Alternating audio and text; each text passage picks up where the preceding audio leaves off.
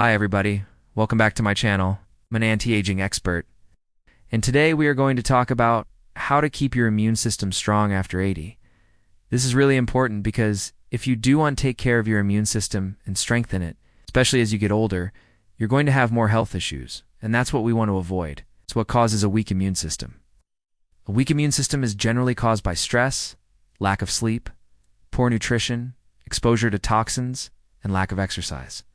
These are all things that weaken the immune system.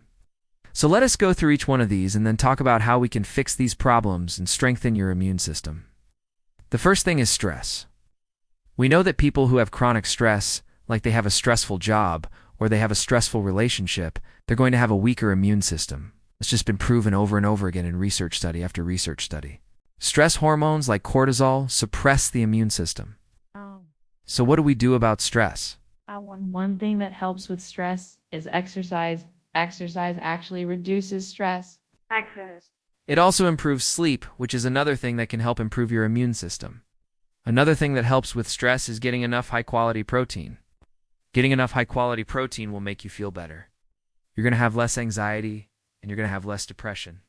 And so that's going to help reduce stress. Omega-3 fatty acids are very important for reducing inflammation and reducing stress. So make sure you're getting enough of those. Another thing that causes a weak immune system is lack of sleep. Now, most people need 7 to 8 hours of sleep per night. But if you're over 65, you may not need quite as much. Maybe 7 hours is enough. But a lot of people, they're not getting enough sleep, and they're not sleeping very well. Now, there are certain nutrients that can help you sleep better, like vitamin B1, which is very important. If you're deficient in B1, you're going to have a hard time falling asleep. Magnesium is another nutrient that's very important for sleep. Also, melatonin, which is a hormone, is important for sleep. Melatonin helps you fall asleep at night. Also, zinc is needed for various enzymes that support sleep. And so if you're deficient in zinc, you may have a harder time sleeping. Vitamin D is another nutrient that's very important for good quality sleep. Zinc and magnesium are two minerals that are needed for hundreds of different enzymes in the body, so they're very, very important. All right, the next thing is poor nutrition. So if you're not eating nutritious foods, your immune system is going to suffer. If you're eating a lot of sugar, that's going to cause a problem. Sugar weakens the immune system. People say, well, I need sugar to get my energy. You don't. That's not true. Just eat some protein. Protein will give you more sustained energy throughout the day than sugar will. But the biggest problem with sugar is it creates inflammation. And this is why I always tell people that you need to eat foods that are anti-inflammatory. So start eating more vegetables, more fruits, foods that are loaded with antioxidants, because antioxidants help fight inflammation. And this is why it's very important to eat organic as much as possible, because pesticides and herbicides are considered an endocrine disruptor.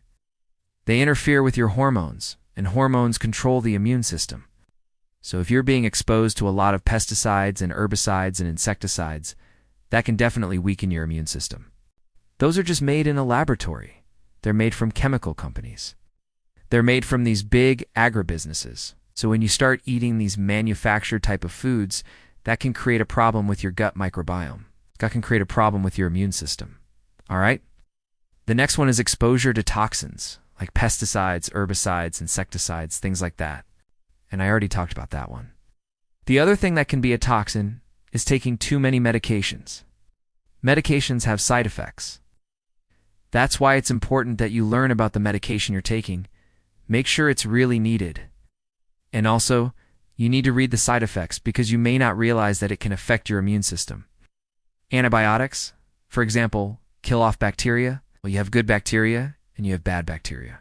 So antibiotics will kill off both. And what happens when you kill off the good bacteria? Well, now you have an overgrowth of the bad yeast and fungus and other microbes that can cause problems. And so that can affect your immune system. Another thing that can affect your immune system is being exposed to too much electromagnetic fields, like from Wi-Fi, from cell phones, from smart meters. This can create a problem with your immune system. We're learning more and more about that. Also, dental amalgams, which is a filling in your mouth, has mercury in it. Well, that can be a toxin, so it's important to get those removed and replace them with composite resin, which is a white filling. And the last one is lack of exercise. and exercise is important for strengthening the immune system. When you exercise, you're improving circulation, you're improving lung capacity, you're improving cardiovascular fitness, and you're improving your stress level. All these things are important. You don't want to overtrain, though. That can also create a problem. But regular exercise is really good for your immune system. All right, let's summarize everything. To strengthen your immune system, you need to manage your stress. You need to get enough sleep, eat healthy, clean foods, organic foods, avoid toxins, and exercise regularly. So if you do these 5 things, you're going to strengthen your immune system. There are certain supplements that can also strengthen the immune system, but I think it's best to focus on eating the right foods. And so I put up here a list of foods that you should be consuming regularly that will strengthen your immune system. Garlic is very high in allicin, and allicin has been shown to have some pretty amazing antimicrobial properties. So that means it kills off microbes like bacteria, viruses, fungus, parasites, and so garlic is very high in that. Next one is ginger. Ginger has been used for centuries for colds and flu, nausea, motion sickness, arthritis, and many other things. It's very anti-inflammatory. The next one is turmeric. Turmeric is a very powerful antioxidant and anti-inflammatory compound. It's been used for thousands of years for various ailments, and it can even help prevent cancer.